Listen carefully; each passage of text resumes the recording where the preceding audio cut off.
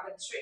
ભરૂચ શહેર B division police સ્ટેશનના જાસૂસી કાંડના ગુનામાં નાસ્તો કરતો આરોપી ઝડપાયો।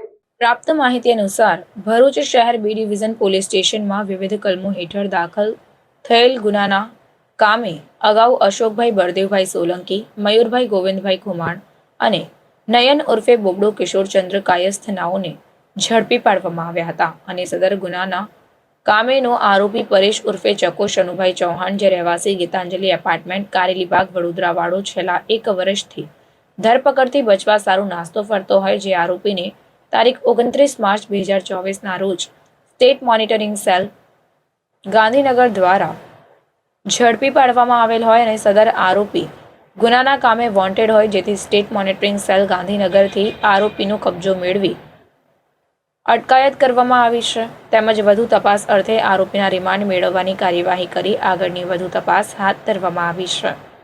આ કામગીરી દરમિયાન CK પટેલ, નાયબ પોલીસ અધિક્ષક ભરૂચ વિભાગનાઓ દ્વારા તપાસ કરવામાં આવી રહી છે। રિપોર્ટર કેતન મહેતા, ભરૂચ।